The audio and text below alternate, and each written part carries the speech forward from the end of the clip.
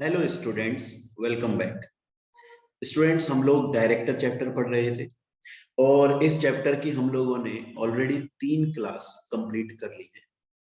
बच्चों, जो last class हम लोगों ने पढ़ी थी उसके अंदर मैंने आपको बताया था कि कुछ ऐसे डायरेक्टर्स भी होते हैं, कुछ ऐसे डायरेक्टर्स होते हैं बच्चों, जिनको अपॉइंट करने के लिए हमें जनरल मीटिंग नहीं बुलानी पड़ती। बोर्ड मीटिंग में सिर्फ बोर्ड रिजोल्यूशन पास करके उन डायरेक्टर्स को अपॉइंट कर लिया जाता है। बस एओए कंपनी का ऑथोराइज करना चाहिए। ये पढ़ा था बच्चे हमने। मैंने बताया था कौन कौन से डायरेक्टर हैं, जैसे आपका एडिशनल डायरेक्टर है, ऑल्टरनेट डायरेक्टर है, डायरेक्टर इन कैजुअल वैकेंसी है। उनसे रिलेटेड हमने सभी प्रोविजंस पढ़े और बच्चों हमने इनसे रिलेटेड प्रीवियस ईयर में जितने भी क्वेश्चंस आए थे वो भी हमने हाथ की हाथ सॉल्व कर लिए।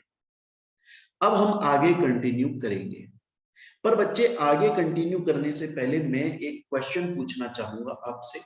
वो क्वेश्चन स्टूडेंट्स आपको पहले ध्यान से सुनना है, समझना है और फिर आपको अपनी जो बुक आपके पास में ऑलरेडी पहुंची हुई है, मेरी लॉ की, अपनी लॉ की जो बुक पहुंची हुई है उसमें लिख लेना है बच्चों। ध्यान से सुनिएगा मैं क्या बोल रही हूँ। मैंने आपको बताया था स्टार्टिंग में सेक्शन 149 के अंदर बच्चों कि एक कंपनी में, in a company at a time, एक कंपनी में एक वक्त पर मैक्सिमम 15 डायरेक्टर्स हो सकते हैं। पढ़ा था बच्चे हमने, क्या पढ़ा था कि एक कंपनी में एक वक्त पर मैक्सिमम कितने डायरेक्टर्स हो सकते हैं? मैक्सिमम 15 डायरेक्टर्स हो सकते हैं, ये पढ़ा था। अब मेरा एक क्वेश्चन है बच्चों आपसे।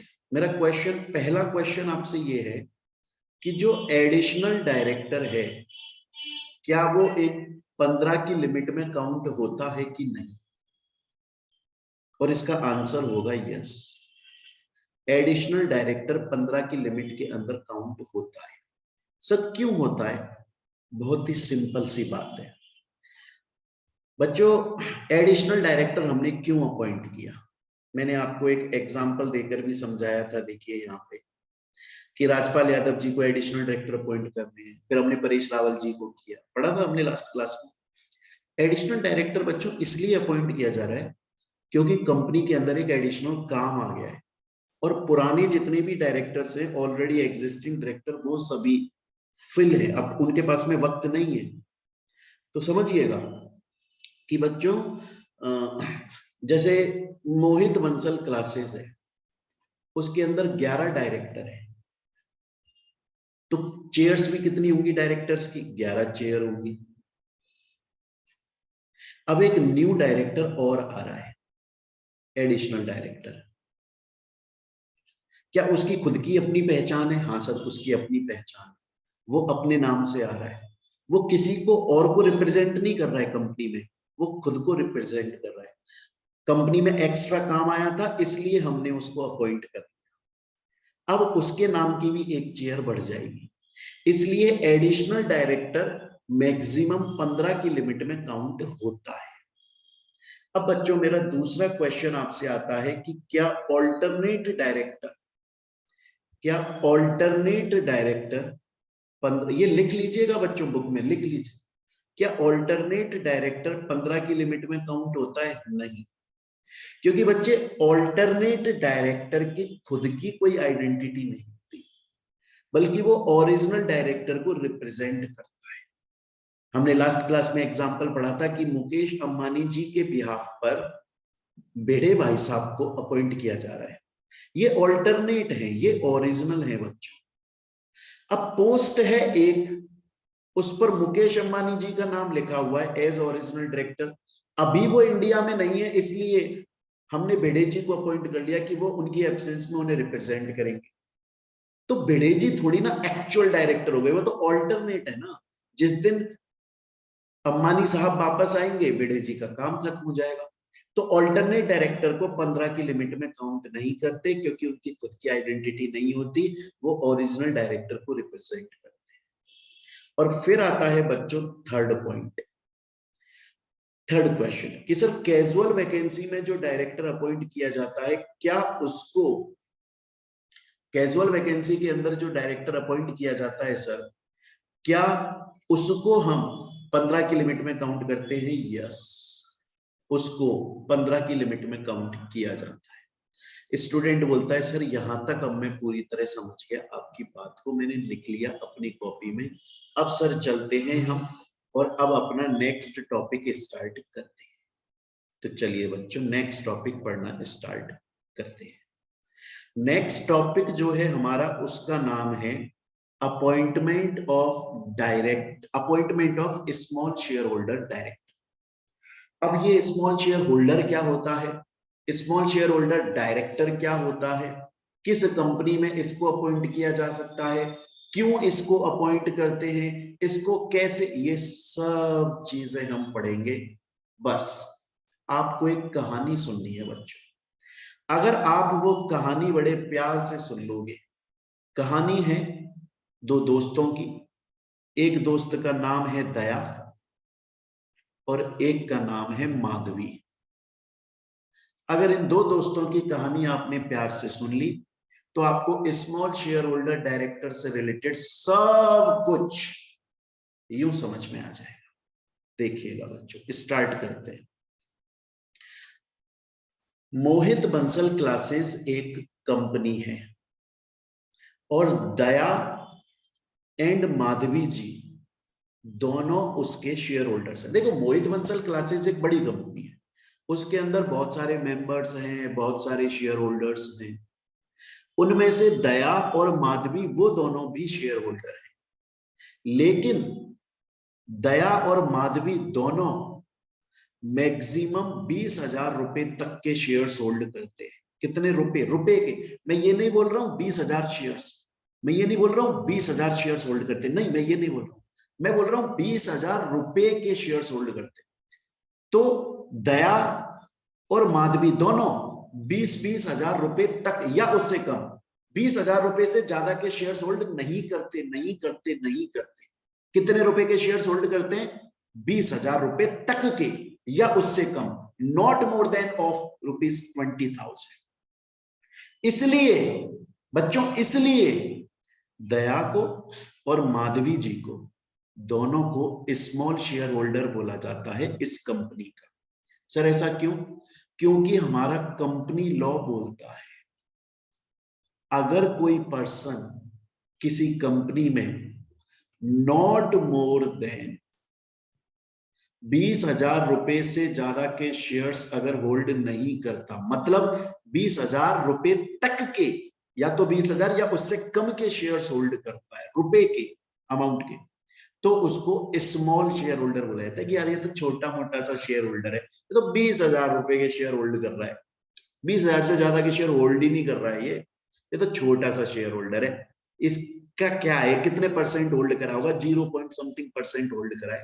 कंपनी के शेयर्स तो, कंपनी की शेयर कैपिटल तो करोड़ों अरबों खरबों में है, इसने सिर्फ 20,000 रुपए तक के शेयर्स होल्ड करे, छोटा सा शेयर होल्डर है यार ये तो ये बात समझ में आ गई। स्मॉल शेयर होल्डर कौन होता है?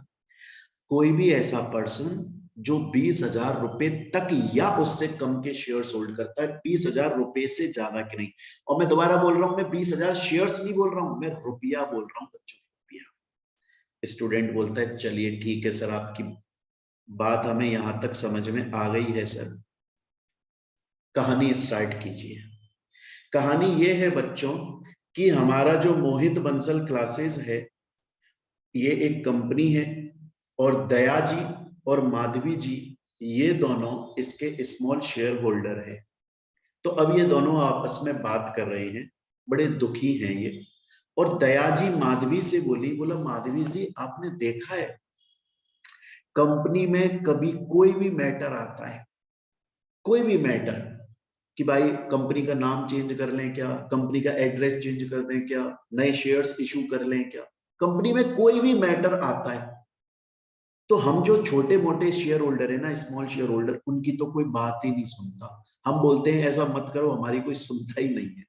जो बड़े बड़े शेयर होल्डर है, जिन्होंने, जो मेजोरिटी शेयर होल्डर है, जिन्होंने ज्यादा रुपए के शेयर्स होल्ड किए हुए, उनकी बातें सुनी जाती हैं।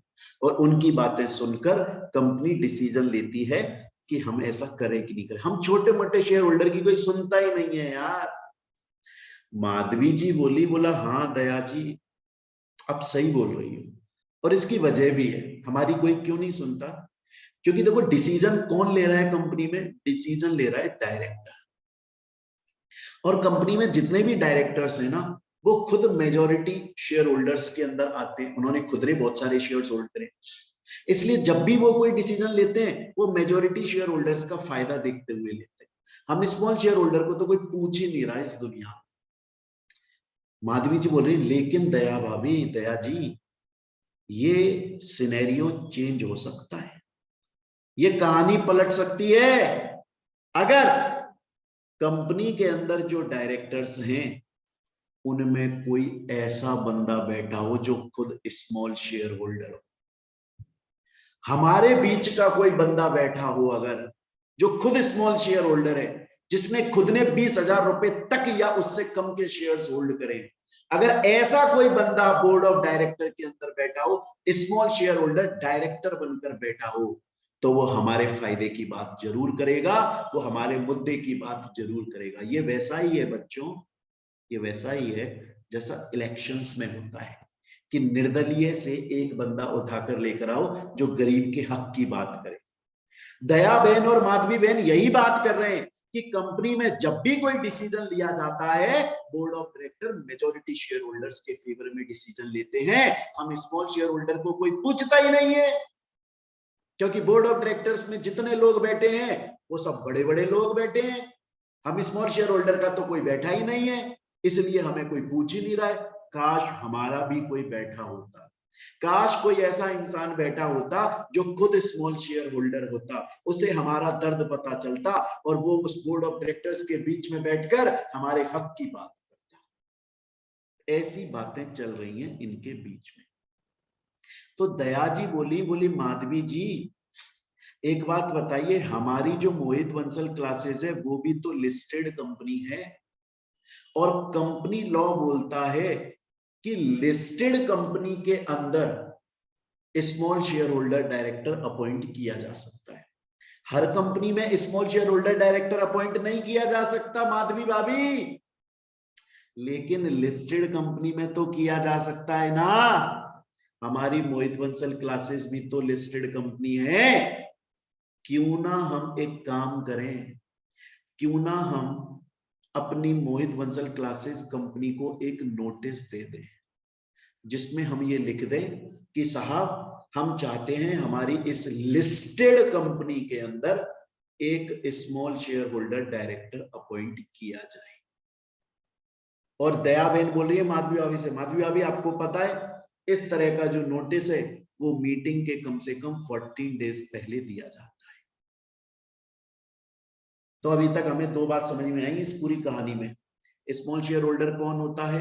जिसने 20,000 रुपए तक के शेयर्स होल्ड किए हो। स्मॉल शेयर होल्डर डायरेक्टर क्यों अपॉइंट करते हैं? जिससे वो स्मॉल शेयर होल्डर्स की बातों को बोर्ड ऑफ डायरेक्टर्स के बीच में बैठकर उठाएगा, उनके हक की बात करेगा, उनके इंटरेस्ट को, राइट्स को, अधिकारों को प्रोटेक्ट करेगा। कौन सी कंपनी में small share holder director appoint हो सकता है? लिस्टेड कंपनी में अपॉइंट हो सकता है। कैसे अपॉइंट होगा? जो लोग अपॉइंट करना चाहते हैं वो लोग कंपनी को नोटिस देंगे, वो लोग कंपनी को नोटिस देंगे मीटिंग के कम से कम 14 डेज पहले कि हम small share holder director appoint करना चाहते हैं। एक क्वेश्चन उठता है, क्या हर वक्त, क्या हर बार ये जरूरी है कि कंपनी के स्मॉल शेयर होल्डर्स कंपनी को नोटिस देकर बोले कि small share holder director appoint कर दो? नहीं, जरूरी नहीं। कंपनी को अगर खुद को लगता है, अगर कंपनी को खुद को लगता है, स्यू मोटो, अपनी मर्जी से कंपनी को खुद को लगता है कि यार मुझे तो कोई small share holder director appoint कर देना चाहिए, तो फिर कंपनी खुद भी कर सकती है, स्यू मोटो भी कर सकती है। अरे मेरी बात समझ में, कंपनी खुद भी कर सकती है, स्यू मोटो भी कर सकती है। लेकिन अगर कंपनी को खुद को नहीं लगता तो मेंबर्स नोटिस भी दे सकते हैं मीटिंग के कम से कम 14 डेज पहले। तो ये बातें चल रही थी दया बहन और माधवी भाभी के बीच में। लेकिन अचानक से माधवी भाभी बोला दया बहन आप बोल रही हो कि हमारी कंपनी लिस्टेड है, तो हम कंपनी को नोटिस दे दें मीटिंग के कम से कम 14 डेज पहले कि हमारी कंपनी में small share holder director appoint करो। चलिए दयाबेन, मैं आपकी बात मानती हूँ, पर सिर्फ हम दोनों के नोटिस देने से काम थोड़ी ना चलेगा दयाबेन। लॉ के हिसाब से तो कितने लोग नोटिस देने चाहिए? या तो 1000 स्मॉल शेयर होल्डर्स, या फिर टोटल जितने स्मॉल शेयर होल्डर्स हैं कंपनी में उनका 10%, विच एवर इज लोअर, जो भी कम आता है उतने लोग नोटिस देने चाहिए। तो फिर दयाबेन बोला हाँ तो क्या दिक्कत है, हमारी कंपनी के अंदर अगर आप देखो तो टोटल 5000 स्मॉल शेयर होल्डर्स हैं, उनका 10% आता है 500, या फिर आप बोल रहे हो 1000 small share holder, which average lower मतलब 500। अगर 500 लोग, 500 small share holder, 500 small shareholders अगर कंपनी को नोटिस दे देते हैं, तो फिर उस केस में स्मॉल हमारा नोटिस वैलिड होगा, small share holder director appoint हो जाएगा। तो दयाबेन बोला हाँ ये ठीक है, ये आपने सही बात बोली कि कानून के हिसाब से या तो 1000 स्मॉल शेयर होल्डर या फिर कंपनी में टोटल जितने स्मॉल शेयर होल्डर है उनका 10%, जो आता है 10% और 1000, इन दोनों को कंपेयर करो, विच एवर इज लोअर, 500 मतलब 500। इतने लोग अगर कंपनी, इतने स्मॉल शेयर होल्डर अगर कंपनी को नोटिस देकर बोले कि हमारी कंपनी में small share holder director appoint करो, तो करना पड़ेगा। माधवी भाभी बोली दयाबेन आपकी ये बात सही लगी। तो माधवी भाभी ने अब आगे सजेशन दिया, बात आगे बढ़ाई। माधवी भाभी दयाबेन से बोले बात आपकी सही है, हम 500 लोगों से दिलवा देते हैं कंपनी को नोटिस, और हम एक काम करते हैं, पोपट लाल जी का नाम रिकमेंड कर देते हैं कि इनको हमारा small share holder director appoint कर दो, क्योंकि ये भी खुद स्मॉल शेयर होल्डर है, इन्होंने भी 20,000 रुपए तक या उससे कम के शेयर होल्ड करे। दयाबेन बोला हाँ ठीक है, लेकिन हम पोपट लाल जी का नाम नहीं कर सकते ना रिकमेंड। क्यों नहीं कर सकते पोपट लाल जी का नाम रिकमेंड?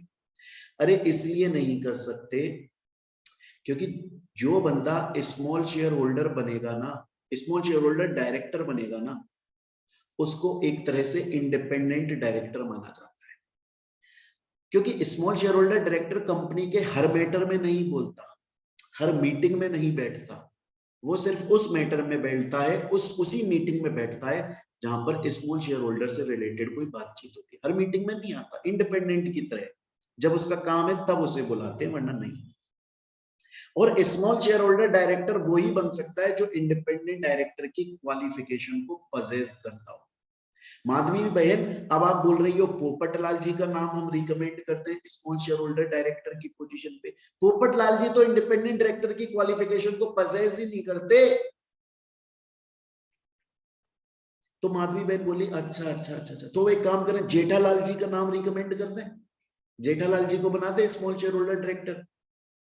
तो दयाबेन बोला नहीं, जेठालाल जी का भी नहीं कर सकते, क्योंकि जेठालाल जी ऑलरेडी 2 कंपनियों के अंदर स्मॉल शेयर होल्डर डायरेक्टर हैं, और कानून के हिसाब से एक इंसान एक वक्त पर, एक टाइम पर, 1 person at A time can be small share holder director in not more then 2 companies. मतलब एक इंसान एक वक्त पर मैक्सिमम 2 कंपनीज में स्मॉल शेयर होल्डर डायरेक्टर हो सकता है। जेठालाल जी तो ऑलरेडी है।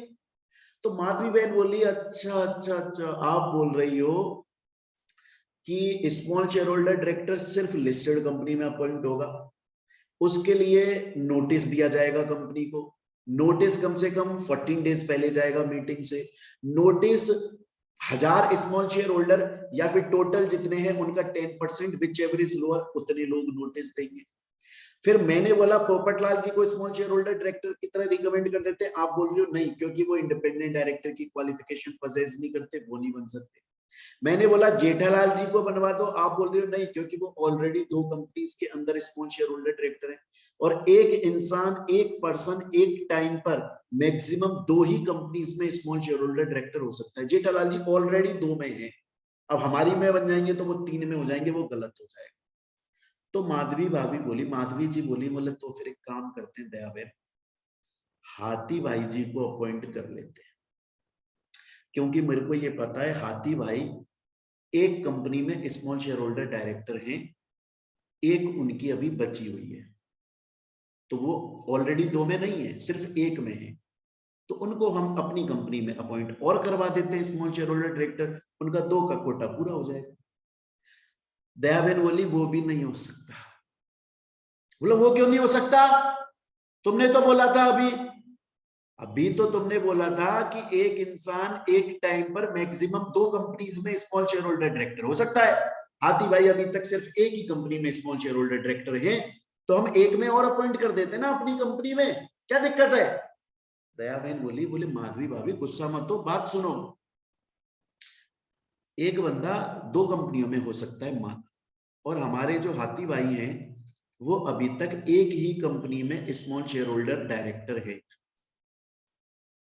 लेकिन वो ऑलरेडी जिस कंपनी के अंदर स्मॉल शेयर होल्डर डायरेक्टर है ना, वो भी एजुकेशन का ही काम करती है, और हमारी कंपनी भी एजुकेशन का काम करती है।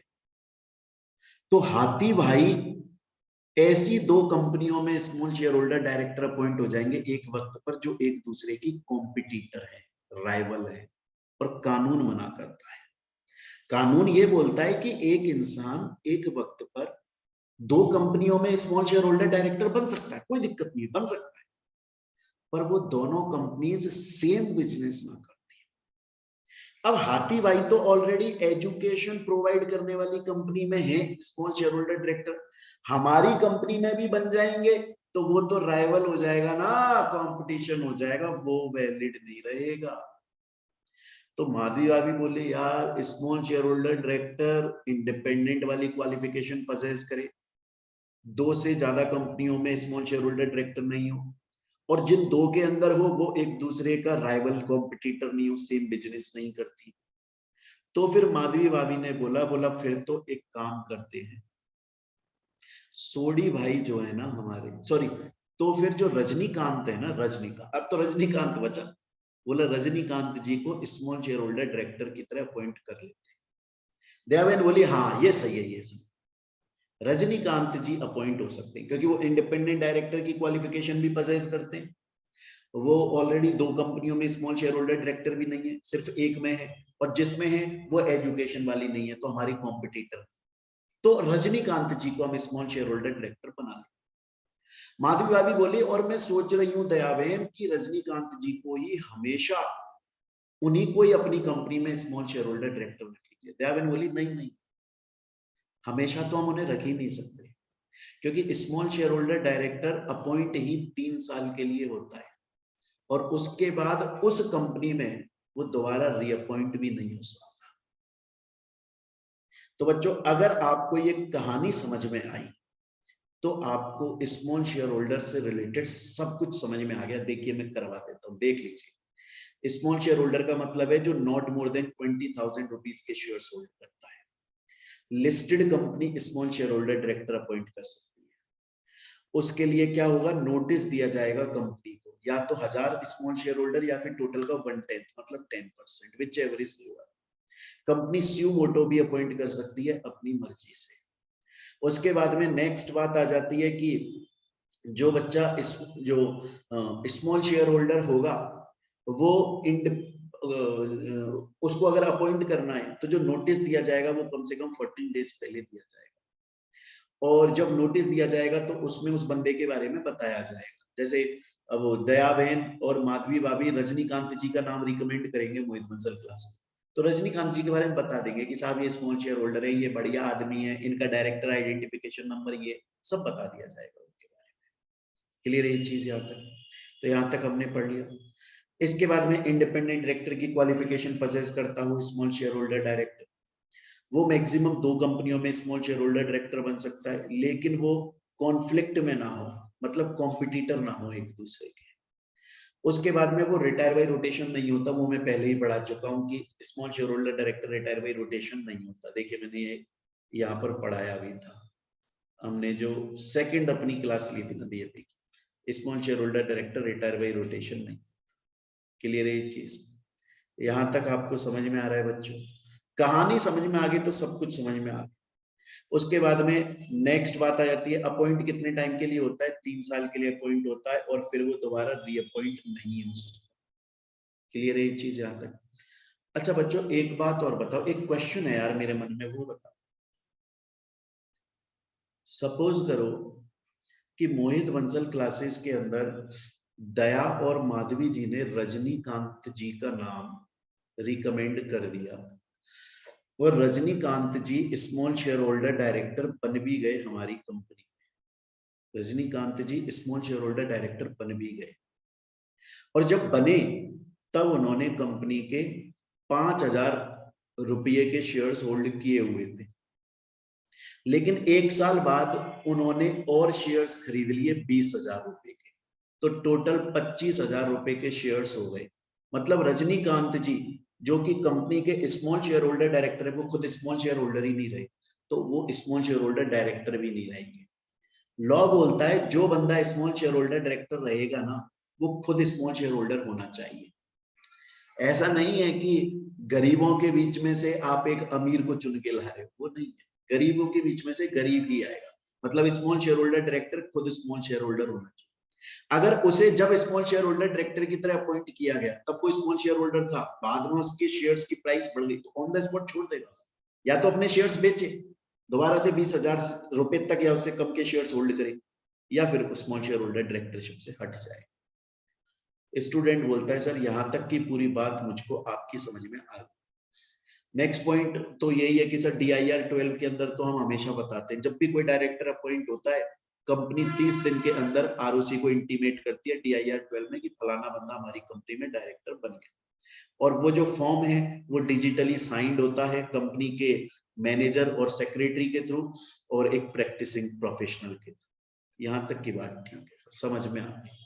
तो sir small share holder director का यहाँ तक हमें सब कुछ समझ में आ गया, कोई दिक्कत वाली बात नहीं है। आगे चल देते हैं सर, आगे पढ़ाइए, आगे क्या पढ़ाना चाहते हैं? आगे बढ़ा, एक इंटरेस्टिंग टॉपिक पढ़ाना चाह रहा हूँ, एक कहानी सुन लो। मैं डायरेक्टली आपको एक कहानी सुना रहा हूँ, डायरेक्टली एग्जाम्पल सुना रहा हूँ। जैसे ही आपने डायरेक्टली वो एग्जाम्पल सुना आपको अपना नेक्स्ट टॉपिक समझ में भी आ जाएगा। बीइंग ह्यूमन एक कंपनी है और बीइंग ह्यूमन कंपनी अभी सलमान खान एंड अरबाज खान इन दोनों को डायरेक्टर की तरह अपॉइंट करना चाहती है। बीइंग ह्यूमन कंपनी क्या चाहती है? Being human wants to appoint being human wants to appoint Salman Khan plus Arbaaz Khan as directors. हाँ तो सर क्या दिक्कत है? कोई दिक्कत नहीं, लेकिन कंपनी ये बोल रही है कि मैं एक रिजोल्यूशन पास करूंगी, सिंगल रिजोल्यूशन, और उसके अंदर दोनों को अपॉइंट कर दूंगी। अरे ये क्या बात है यार, ऐसे थोड़ी होता है। अरबाज खान को अपॉइंट करने के लिए अलग रिजोल्यूशन पास करो और सलमान खान को अपॉइंट करने के लिए अलग रिजोल्यूशन पास करो।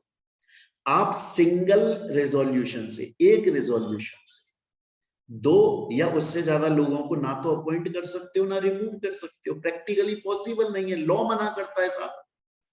बीइंग ह्यूमन कंपनी बोल रही है मैं एक ही रिजोल्यूशन पास करूं और मैं उस रिजोल्यूशन से सलमान खान और अरबाज खान दोनों को अपॉइंट कर दूं। अरे ये पॉसिबल नहीं है यार, कानून मना करता है, तुम कमाल की बात कर रहे हो। बीइंग ह्यूमन कंपनी बोली पॉसिबल है, एक एक्सेप्शन है।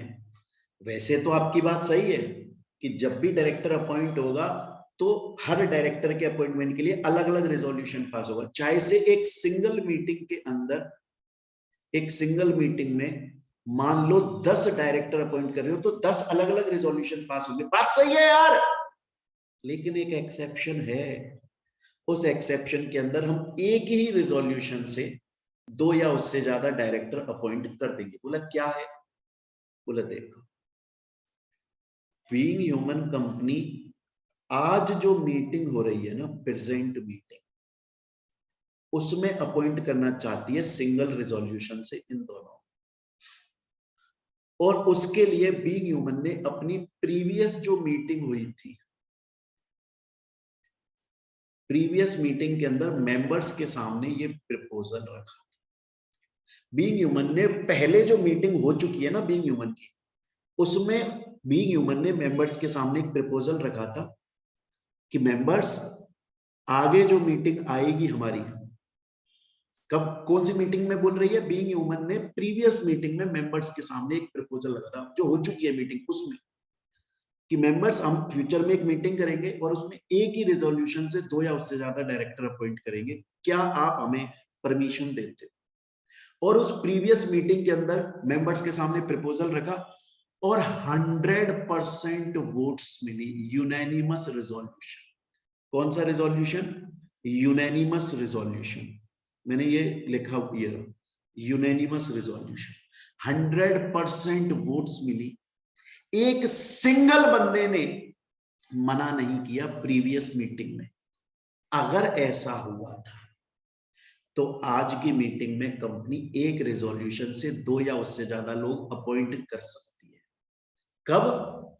वैसे तो नहीं कर सकती, एक ही एक्सेप्शन है, अगर प्रीवियस मीटिंग के अंदर कंपनी ने मेंबर्स से इस बात के लिए रेजोल्यूशन पास कराया, 100% वोट्स फेवर में आए, 100% कंसेंट अगर मिली, तो फिर उस केस में स्टूडेंट बोलता है सर यहां तक की बात मुझे समझ में आ गई और मुझे अपना नेक्स्ट टॉपिक भी समझ में आ गया, appointment of directors to be voted individually.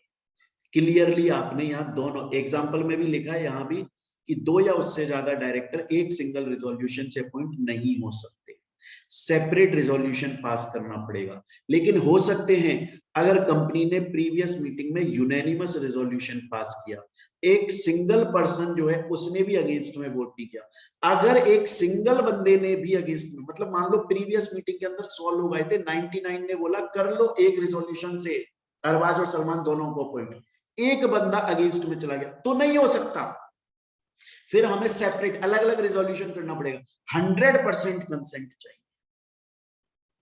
Student बोलता है सर मस्त समझ में आ गया, कोई दिक्कत वाली बात नहीं है। अब हम चलते हैं अपने नेक्स्ट टॉपिक पर।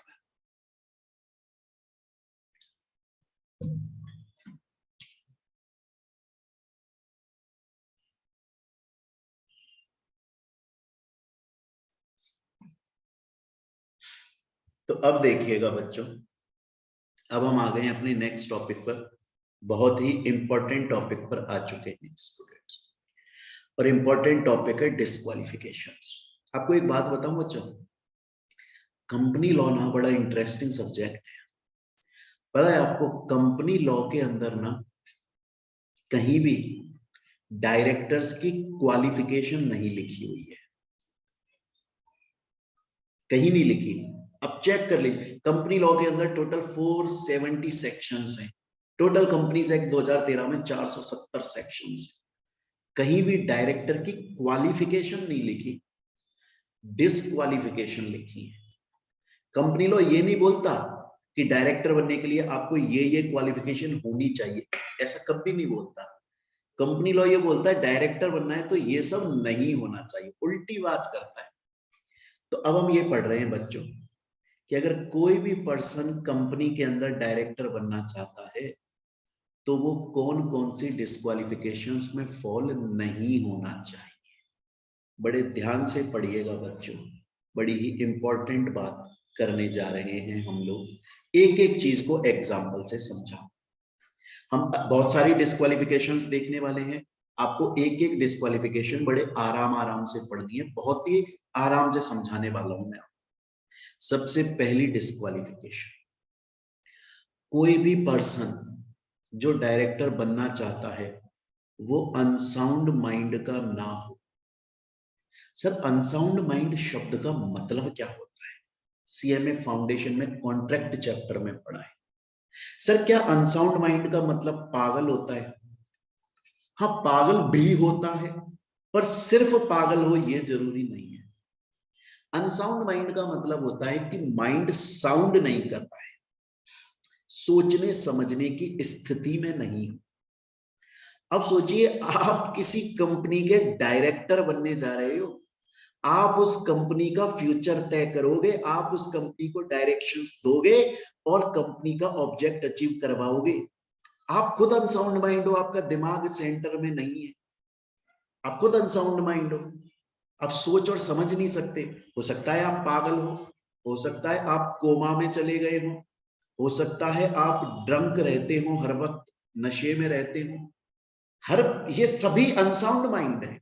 अनसाउंड माइंड का मतलब है आपका दिमाग साउंड नहीं कर रहा, आप सोच और समझ नहीं सकते। ऐसा व्यक्ति डायरेक्टर नहीं बन सकता। स्टूडेंट बोलता है सर पहली डिस्क्वालिफिकेशन आ गई, आगे चल। आगे बी और सी पॉइंट जो हैं वो दोनों मिलते जुलते पॉइंट है। इंसॉल्वेंट, दिवालिया हो गए और कोर्ट ने ऑर्डर दे दिया। अच्छा एक बात बताओ, पता है मेरे से ना बच्चे बोलते कि सर जब कोई बंदा इंसॉल्वेंट हो जाता है तो कोर्ट से ऑर्डर क्यों लाना पड़ता है।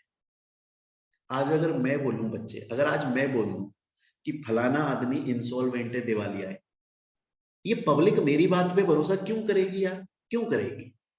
हो सकता है पब्लिक सोचेगी कि मेरी उस बंदे से कोई पर्सनल खुन्नस है, पर्सनल दुश्मनी है, मैं उसको बदनाम करने के लिए, डिफेमेट करने के लिए ये सब बोल रहा हूं, हो सकता है। इसीलिए बच्चों, इसीलिए ना क्या होता है कि पर्सन हमेशा कोर्ट के ऑर्डर के पास कोर्ट के पास जाता है। मैं कहां जाऊंगा, मैं अदालत में, कोर्ट में जाऊंगा और मैं कोर्ट से बोलूंगा कि साहब फलाना आदमी दिवालिया हो गया है, इंसॉल्वेंट हो गया है, कंगाल हो गया है, ये बात आप लिख के दे दो। कोर्ट अगर ऑर्डर में ये बात लिख के दे देगा ना, अब दुनिया मानेगी। तो कोई भी ऐसा व्यक्ति जो इंसॉल्वेंट हो गया है और कोर्ट ने क्लेरिफाई कर दिया है हाँ जी हो गया है, वो भी डायरेक्टर नहीं बन सकता। स्टूडेंट बोलता है सर मुझको आपकी दो डिस्क्वालिफिकेशन समझ में आई। पहला अनसाउंड माइंड, दूसरा हो गया कि वो इंसॉल्वेंट हो गया है। Clear sir. अब चलते हैं नेक्स्ट, यहां से स्टार्ट होता है हमारा मेन डिस्क्वालिफिकेशन।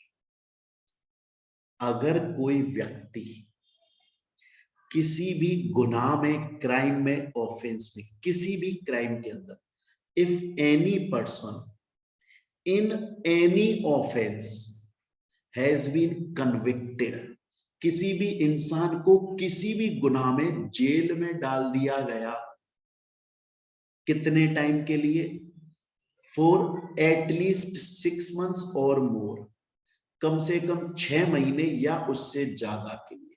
6 महीने से कम के लिए नहीं। मेरे एक एक शब्द को ध्यान से सुनिएगा, मैं एग्जाम्पल से समझाऊंगा आपको, बाबूराव जी का एग्जाम्पल देके समझाऊंगा, पहले सुन लो। कोई भी व्यक्ति, एनी पर्सन, किसी भी ऑफेंस, क्राइम, गुनाह में, any person in any offence, अगर उसे जेल में डाल दिया गया है, if any person in any offence has been convicted in jail for not less than 6 months, कम से कम 6 महीने या उससे ज्यादा के लिए वो जेल में रहा, किसी भी गुनाह में रहा, तो जिस दिन वो बाहर आएगा, जिस दिन वो रिलीज होगा जेल से, उसके अगले 5 साल तक वो किसी भी कंपनी में डायरेक्टर नहीं बन सकता, ना पब्लिक ना प्राइवेट। सर एग्जांपल देकर समझा।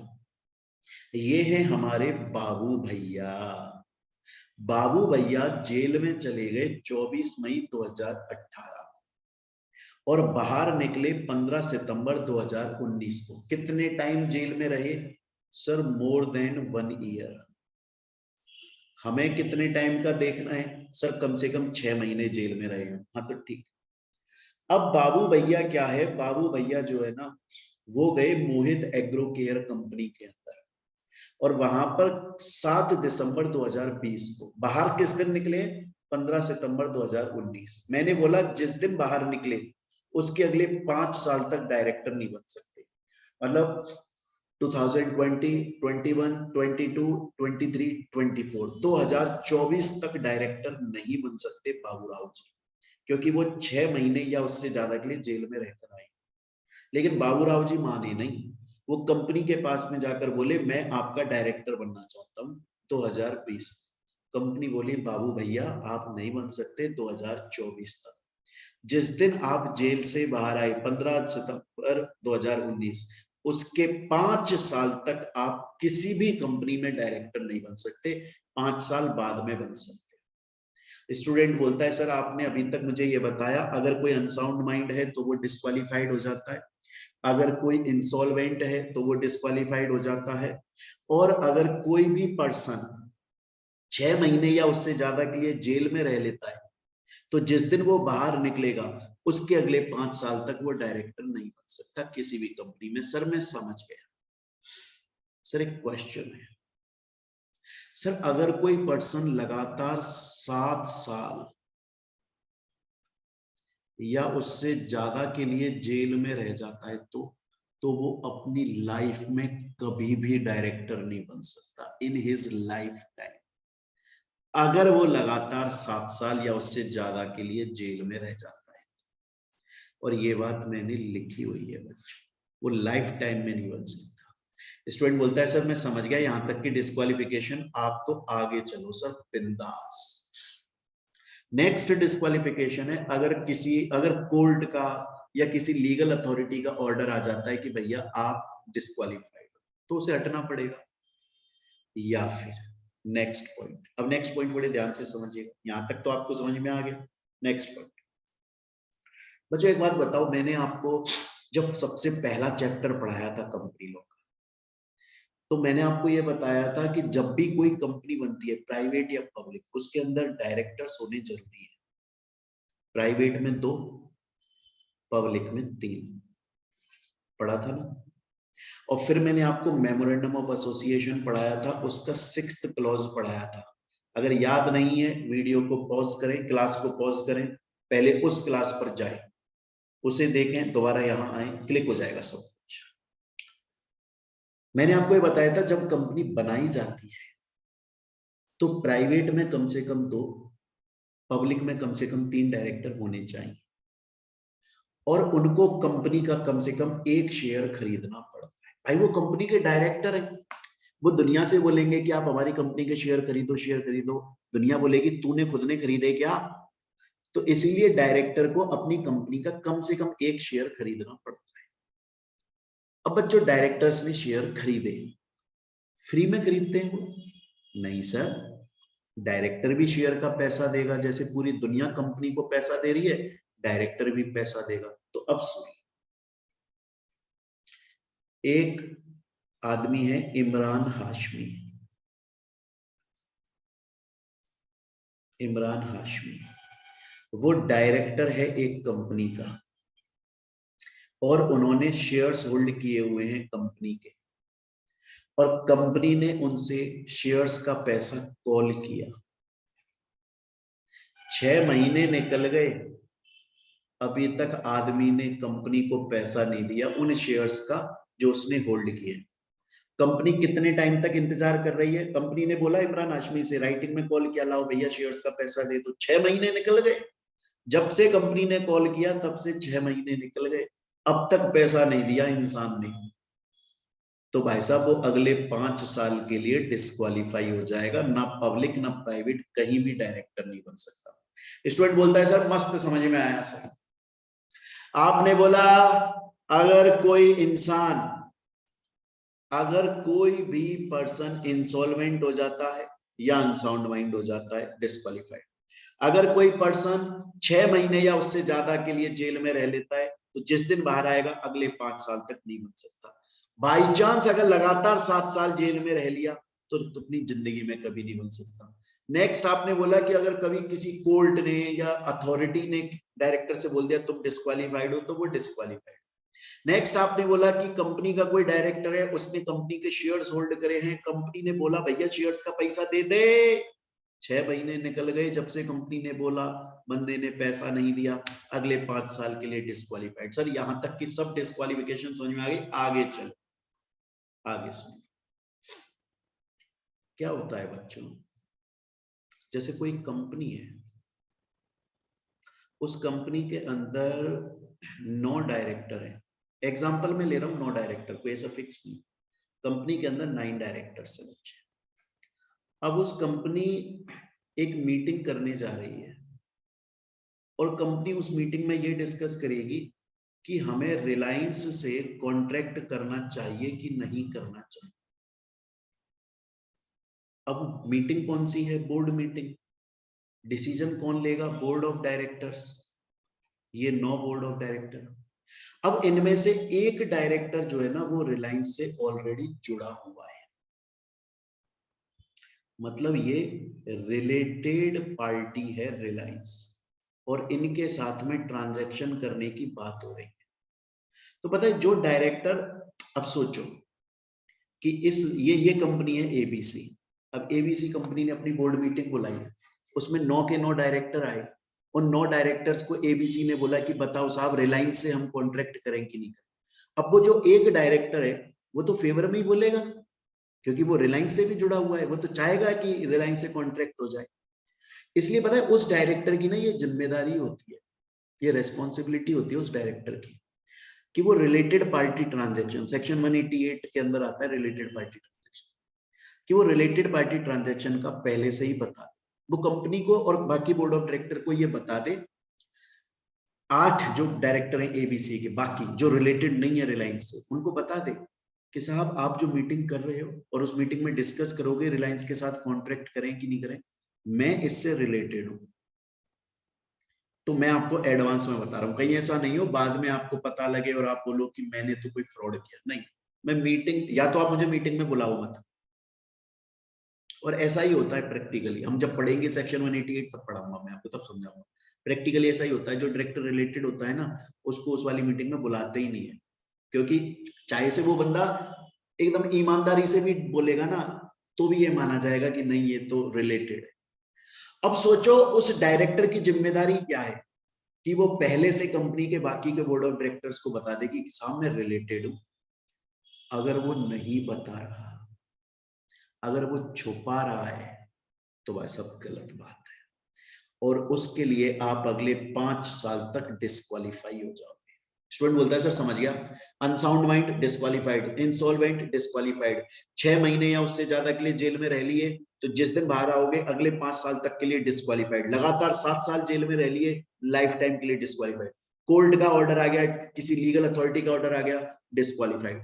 अगर आपने कंपनी डायरेक्टर हो, कंपनी के शेयर्स होल्ड करें, कंपनी ने शेयर्स का पैसा मांगा, 6 महीने निकल गए, 5 साल के लिए disqualified. Related party transaction section 188, आप किसी पार्टी से रिलेटेड थे, आपने बताया नहीं, आप डिस्क्वालीफाइड। फिर मैंने आपको जब ये चैप्टर पढ़ाना स्टार्ट किया था बच्चों डायरेक्टर, तब मैंने आपको बताया था जो भी बंदा डायरेक्टर बनना चाहता है उसके पास में डायरेक्टर आइडेंटिफिकेशन नंबर होना चाहिए। क्या होना चाहिए? डायरेक्टर आइडेंटिफिकेशन नंबर होना चाहिए। अगर नहीं है तो भी डिस्क्वालीफाइड।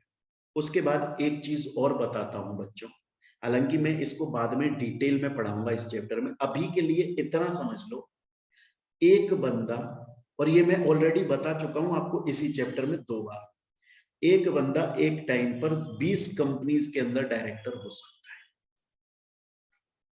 मैक्सिमम 20। तो अगर कोई पर्सन ऑलरेडी 20 कंपनीज में डायरेक्ट, उसमें भी 10 पब्लिक में हो सकता है, बाकी की नॉन पब्लिक। इसको मैं और डिटेल में पढ़ाऊंगा, हालांकि मैं पढ़ा चुका हूँ विमेन डायरेक्टर फर्स्ट क्लास में पढ़ा चुका हूँ। एक बंदा एक वक्त पर मैक्सिमम 20 कंपनियों में डायरेक्टर हो सकता है। अब सोचो कोई बंदा ऑलरेडी 20 कंपनीज में डायरेक्टर है और वो किसी और दूसरी कंपनी में भी डायरेक्टर बन रहा है, मतलब टोटल 21 में बना हुआ है, ऐसा डिस्क्वालीफाइड हो गए। कैसी बात कर रहे हो आप? स्टूडेंट बोलता है सर यहां तक की बात समझ में आ गई।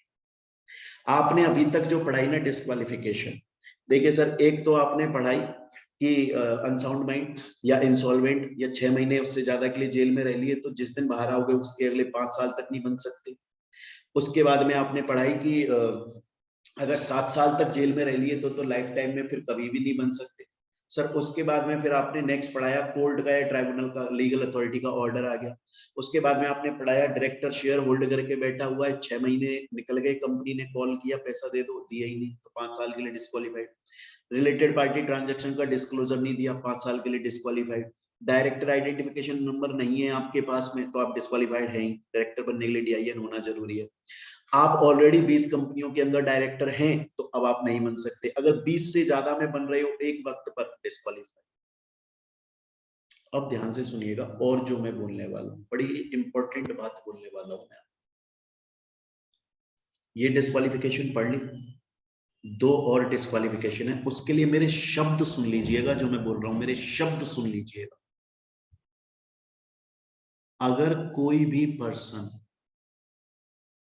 ऑलरेडी ऐसी किसी कंपनी का डायरेक्टर है जिसने लगातार पिछले 3 साल से एनुअल रिटर्न आरओसी को फाइल नहीं करी, अगर कोई भी पर्सन ऑलरेडी ऐसी किसी कंपनी का डायरेक्टर है जिसने लगातार पिछले 3 साल से एनुअल रिटर्न टाइम पर फाइल नहीं करी, तो वो अगले 5 साल तक किसी कंपनी का डायरेक्टर नहीं बन सकता। स्टूडेंट बोलता है सर एग्जांपल से समझाओ, समझा देता हूं, ध्यान से सुनना।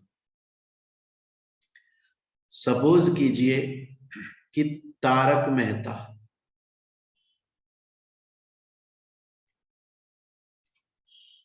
ऑलरेडी डायरेक्टर हैं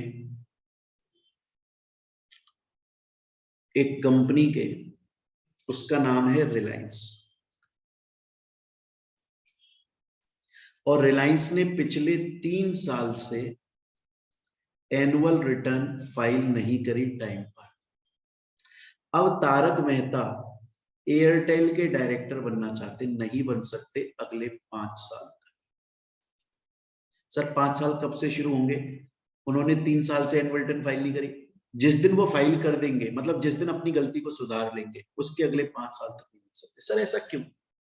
अरे एयरटेल क्या बोलेगी?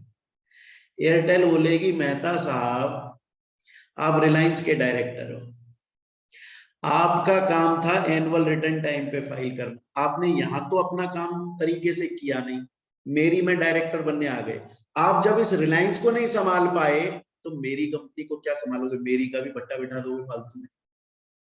तो अगर कोई ऐसा पर्सन तारक मेहता जो ऑलरेडी ऐसी कंपनी का डायरेक्टर है जो पिछले 3 साल से एनुअल रिटर्न फाइल नहीं कर रही है अथॉरिटीज को, तो भैया वो अगले 5 साल तक किसी भी कंपनी में डायरेक्टर नहीं बन सकता। जिस दिन अपनी गलती सुधार लेगा, वो ऑलरेडी कंपनी को बर्बाद कर चुका है, किसी दूसरी कंपनी को बर्बाद कर देगा।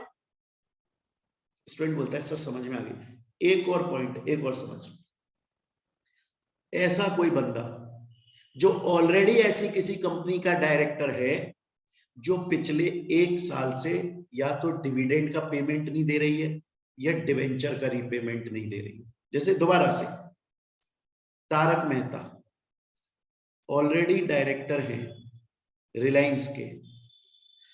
अब मैंने 2 कंडीशन होता है, या तो रिलायंस पिछले 3 साल से एनुअल रिटर्न फाइल नहीं कर रही, या फिर पिछले 1 साल से उसने अपने शेयर होल्डर्स को डिविडेंड अनाउंस तो कर दिया, दिया ही नहीं, पे नहीं किया। अनाउंस कर दिया, पे नहीं किया, डिफॉल्टेड है कंपनी, पेमेंट में डिफॉल्टेड है, डिवेंचर के पेमेंट में, डिपॉजिट, किसी के भी पेमेंट में डिफॉल्टेड। तो जो पेमेंट का डिफॉल्ट है उसके लिए हम 1 साल देखेंगे, और जो एनुअल रिटर्न फाइल करनी है उसके लिए 3 साल। इनमें से कोई भी कंडीशन, एक भी कंडीशन, जरूरी नहीं है दोनों कंडीशन पूरी होना, कोई एक भी कंडीशन अगर फॉल हो रही है, वो बंदा अगले 5 साल तक किसी कंपनी में डायरेक्टर नहीं बन सकता। स्टूडेंट बोलता है सर मस्त समझ में आ गया, क्या बात है, बढ़िया। सर एक बात बताओ, ये जितनी भी डिस्क्वालिफिकेशंस आपने बताई हैं, ये प्राइवेट पर एप्लीकेबल होती हैं? हाँ एक होती है। सर पब्लिक पर एप्लीकेबल होती हैं? हाँ जी होती है। सर अगर प्राइवेट कंपनी ये डिस्क्वालिफिकेशन तो उस पर एप्लीकेबल होती है, इनके अलावा और डिस्क्वालिफिकेशन डायरेक्टर्स पे लगाना चाहे तो लगा सकती, लगा सकती। एओए में लिख देगी इनके अलावा, वो भी लग जाएंगी प्राइवेट कंपनी के डायरेक्टर्स पे। सर पब्लिक कंपनी कर सकते? नहीं नहीं नहीं, सिर्फ प्राइवेट कंपनी के पास में ये अधिकार है कि जितनी डिस्क्वालिफिकेशन ये हमने सेक्शन 164 में पढ़ी, उनके अलावा वो और भी डिस्क्वालिफिकेशन अपने डायरेक्टर्स पे लगा सकते, पब्लिक नहीं लगा सकती। स्टूडेंट बोला सर मस्त समझ में आ गया, एक क्वेश्चन है सर मेरा। मैंने कहा बोलो। बोला सर ये डिस्क्वालिफिकेशन प्राइवेट पर होती है, पब्लिक पर, गवर्नमेंट पे होती है? नहीं, गवर्नमेंट पे नहीं होती। स्टूडेंट बोला सर यहां तक की बात मेरे को अब समझ में आ चुकी है, कोई दिक्कत नहीं है, लेकिन एक छोटा सा डाउट रह गया सर। मैंने कहा बोलो। बोला सर सपोज करो कि जॉनी लीवर साहब डायरेक्टर थे, लेकिन जॉनी लीवर साहब को डिस्क्वालीफाई कर दिया गया, या तो क्लॉज डी की वजह से। क्लॉज डी हमने पढ़ा था कि जेल में रहकर आगे 6 महीने या उससे ज्यादा, तो जिस दिन बाहर आएंगे उसके अगले 5 साल तक, या क्लॉज ई की वजह से, मतलब कोर्ट का या किसी का ऑर्डर आ गया कि तुम डिस्क्वालीफाइड, या फिर जी की वजह से रिलेटेड पार्टी ट्रांजैक्शन का डिस्क्लोजर नहीं दिया था। इनमें से किसी भी वजह से, किसी भी वजह से अगर जॉनी लीवर साहब जो कि डायरेक्टर थे उनको डिस्क्वालीफाई कर दिया, लेकिन और कब किया? 15 सितंबर 2022। लेकिन जॉनी लीवर साहब पता क्या बोल रहे हैं, अगर उनको इस वजह से डिस्क्वालीफाई किया तो वो बोल रहे हैं मैं जेल में जरूर रह के आया था 6 महीने या उससे ज्यादा, पर मेरा गुनाह नहीं था, मेरी गलती थी नहीं। मैं आज भी बोल रहा हूं मैं जेल में गलत गया, कोर्ट का ऑर्डर गलत था, मैं जेल में जाना ही नहीं था, मैंने गलती करी नहीं थी, इनोसेंट हूं मैं आज भी। अगर वो ऐसा बोल रहे हैं, या फिर उनको डिस्क्वालीफाई किया, कोर्ट का ऑर्डर आया, लीगल अथॉरिटी का ऑर्डर आया, वो बोल रहे हैं चाहे से कोर्ट का ऑर्डर आ गया वो मुझे डिस्क्वालीफाई कर रहा है, लेकिन मैं बोल रहा हूं मैं डिस्क्वालीफाइड नहीं। या फिर वो उनको इसलिए डिस्क्वालीफाई किया जा रहा है क्योंकि रिलेटेड पार्टी ट्रांजैक्शन का डिस्क्लोजर नहीं दिया। वो बोल रहे हैं, मैं बोल रहा हूं भाई साहब ये रिलेटेड पार्टी ट्रांजैक्शन जरूरी नहीं था डिस्क्लोजर, मैं सेक्शन 188 के एक्सेप्शन में फॉलो हो रहा था, मेरे को डिस्क्लोजर देना ही नहीं था जबरदस्ती मेरे को। कहने का मतलब यह है कि अगर जॉनी लीवर साहब जो कि डायरेक्टर है उनको इन तीन में से किसी भी वजह से डिस्क्वालीफाई किया जा रहा है और वो बोल रहे हैं मैं नहीं हूं डिस्क्वालीफाइड, गलत डिस्क्वालीफाइड कर रहे हो यार तुम मेरे को, मैंने गलती करी नहीं है यार, और वो अपील लगाना चाहते हैं कंपनी के खिलाफ कि साहब मेरे को गलत डिस्क्वालीफाई कर रहे हैं ये लोग, तो अपील लगा सकते हैं। अगर डायरेक्टर को इन तीन में से किसी भी वजह से डिस्क्वालीफाई किया जा रहा है और वो मानने को तैयार नहीं है, वो बोल रहा है मैं नहीं हूं डिस्क्वालीफाइड, फालतू में कर रहे हो यार, तो वो अपील लगा सकता है। किसको लगाएगा? नेशनल कंपनी लॉ ट्राइब्यूनल को लगाएगा। कितने दिन में लगाएगा? 30 दिन में लगाएगा। 30 दिन कब से? जिस दिन उसको डिस्क्वालीफाई किया गया उसके 30 दिन के अंदर। तो जॉनी लीवर साहब ने 22 सितंबर को एनसीएलटी को एप्लीकेशन लगा दी, वैलिड है। सर एनसीएलटी कितने दिन में ऑर्डर देगा? उन्हीं 30 दिन के अंदर। तो मतलब जिस दिन ये आया डिस्क्वालिफिकेशन का ऑर्डर, उसी के 30 दिन के अंदर डायरेक्टर एनसीएलटी को एप्लीकेशन लगा देगा कि साहब मैं अपील लगा रहा हूं, मेरे को गलत डिस्क्वालीफाई किया है, और एनसीएलटी भी उन्हीं 30 दिन के अंदर अपना जवाब दे दे। तो सर जॉनी लीवर साहब ने लगा दिया और एनसीएलटी ने भी उन्हीं 30 दिन के अंदर दे दी जवाब। 15 अक्टूबर तक जवाब देना था, 11 अक्टूबर को जवाब आ गया, ठीक है, 30 दिन के अंदर हो गया। लेकिन एनसीएलटी ने भी जॉनी लीवर साहब के खिलाफ ही बोला। एनसीएलटी चाहती तो जॉनी लीवर साहब के फेवर में बोल देती, तो जॉनी लीवर साहब दोबारा से डायरेक्टर पे चले जाते और जितने टाइम के लिए उनको हटाया गया उसका वो सैलरी कंपनसेशन ले लेते। लेकिन एनसीएलटी ने भी जॉनी लीवर साहब के खिलाफ ही बोला।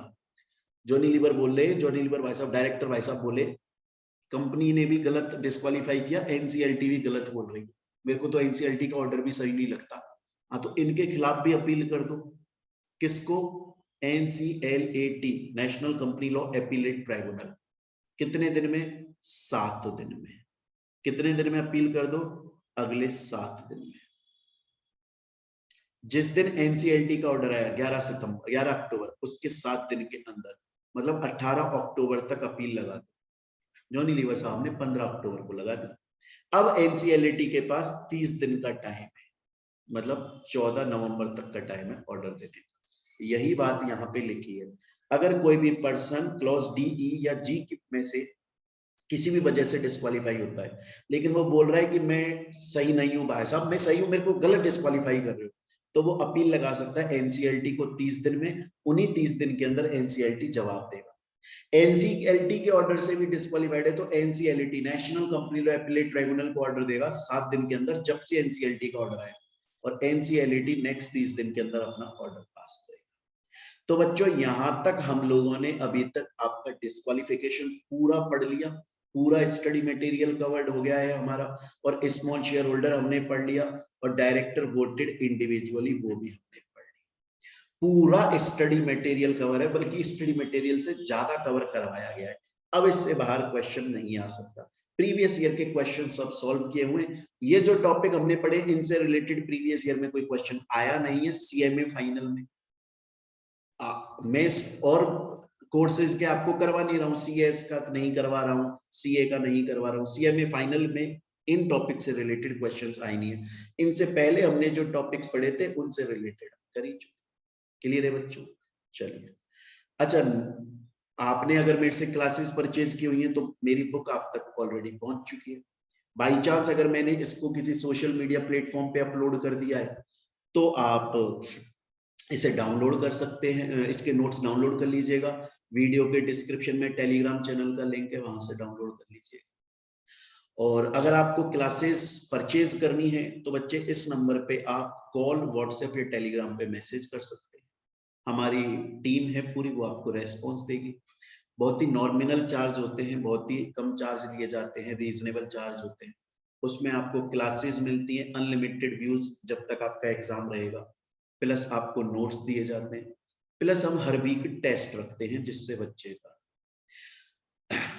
रिवीजन होता रहे। अच्छा, मैं आपको बता दूं पूरा स्टडी मटेरियल कवर करके पढ़ाते हैं हम लोग, प्लस प्रीवियस ईयर के क्वेश्चंस भी करवाते हैं। देखो ये दिख रहा होगा, ये रहा आपको, है ना, ये दिख रहा है, ये प्रीवियस ईयर के क्वेश्चन भी सॉल्व करवाए जाते हैं। तो चलिए बच्चों, अब हम पढ़ेंगे अपनी नेक्स्ट क्लास में। Thank you.